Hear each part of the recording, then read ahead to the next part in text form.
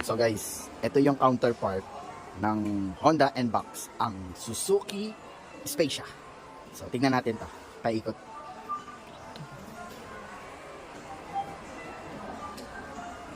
Ito yung loob. CVT rin to guys.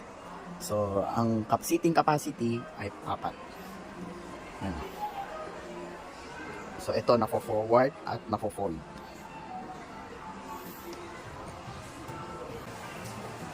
Ito 65 by 55 R15. Ang lumag na logo.